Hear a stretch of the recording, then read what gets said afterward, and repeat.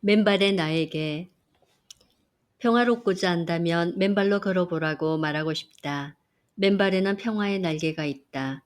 맨살을 서로 맞대는 것이란 서로에게 호의를 가지고 서로의 부족하거나 넘치는 성품을 너그럽게 포용하겠으며 함께 가겠다는 뜻을 내포하고 있다.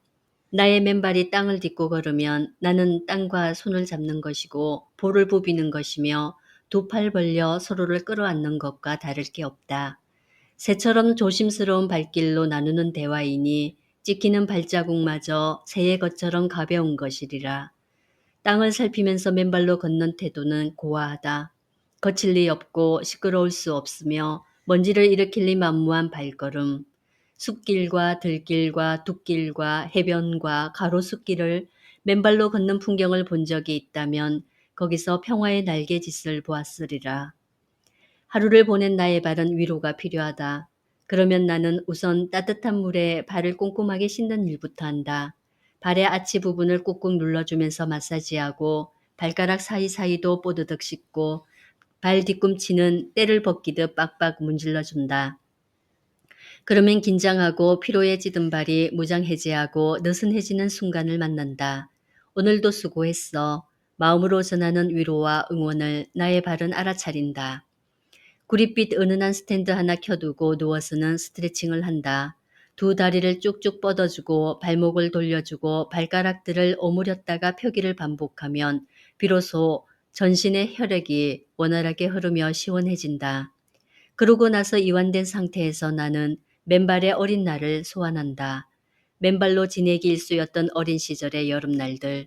남동생들과 그들의 패거리 녀석들과 구슬치기, 공기놀이, 딱지치기, 자치기를 하면서 흙먼지 날렸던 옛집 마당과 골목길, 구슬 부딪히는 소리, 딱지치는 소리, 자치기 소리와 함께 아이들의 맨발이 하루 종일 흙 속에서 뒹굴며 놀았다. 여름날 빗방울 듣기 시작하면 흙냄새가 마당 위로 피어올랐다. 토담 냄새 같기도 하고 항아리 냄새 같기도 한 흙냄새에 이끌려서 나의 발은 마당에서 뒹굴었다.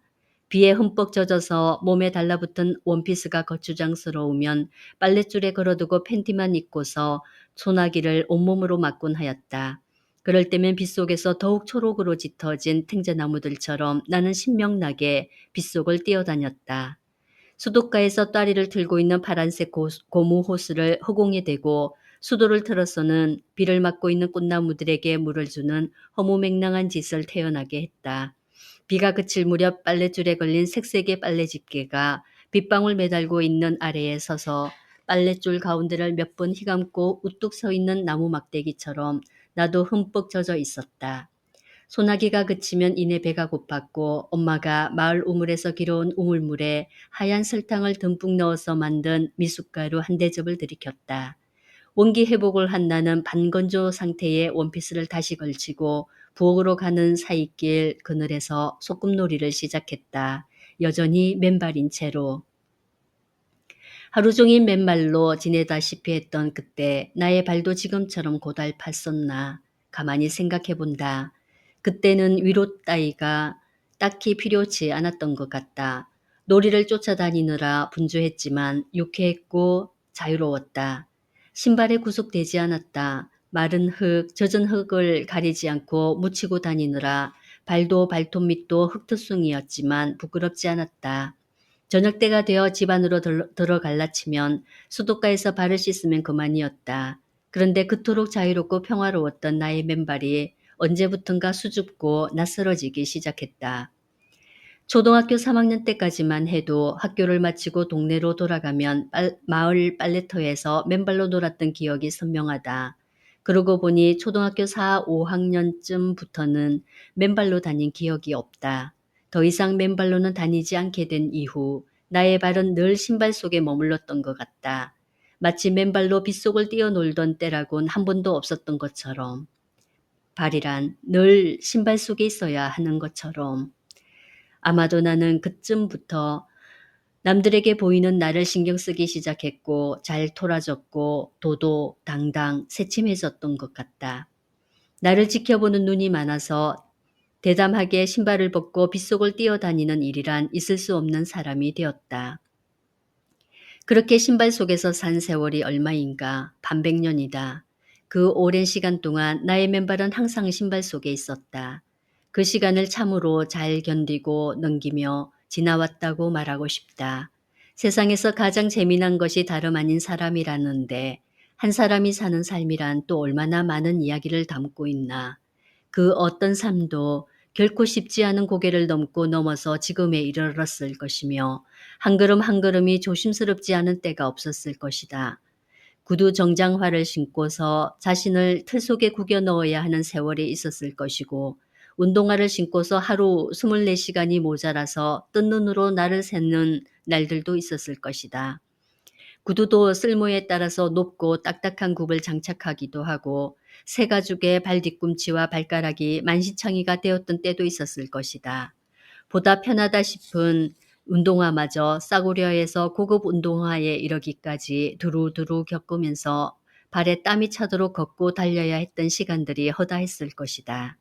신발 속에서 산 세월을 지나고 나서 50대 중반의 나이가 되어서야 다시금 맨발 걷기 붐이 일어났다.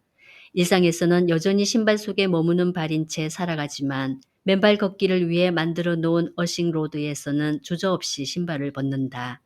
어싱로드가 만들어진 곳이라면 어디든 발을 씻을 수 있는 곳이 마련되어 있다. 옆에서 누군가가 앉아서 발을 씻고 있을지라도 나는 부끄럼 없이 묻은 흙을 씻어낸다. 구두를 신었건 비싼 운동화를 신었건 아랑곳하지 않는다. 벗은 내 운동화의 뒤꿈치와 신발 안창이 닳아서 해져 있어도 신경 쓰지 않는다. 다 같이 맨발로 걷고 와서 씻는 일이 놀이처럼 즐겁다. 그러고 보니 건강을 위해 만들어진 맨발 걷기가 새로운 걷기 문화가 된 데에는 맨발로 뛰어놀던 어린 시절이 그리운 우리 세대의 집단 무의식이 작용한 것은 아닐까. 시골에서 자란 우리 세대라면 누구나 맨발로 지냈던 시절이 있었던 고로 황토 위를 걸으면서 맨발의 어린 날을 소환하면 나는 다감해진다. 비록 초록 짙은 탱자나무처럼 신명났던 그때 그대로 돌아가지는 못하더라도 그때의 명랑을 흉내내는 것으로 평화롭다. 해방된 아이를 가슴에 품고 맨발로 걷는 느긋함은 어느새 평화를 가져다 준다. 황토의 부드러운 결을 디딜 수 있는 것은 특별한 혜택이다. 여기서 아득히 맨발의 어린 내가 그리워지는 것은 아직도 해방되지 못한 나에게 어쩌면 해방될 그런 날이란 다시 오지 않을지도 모를 나에게 보내는 풀꽃 편지 같은 것이리라.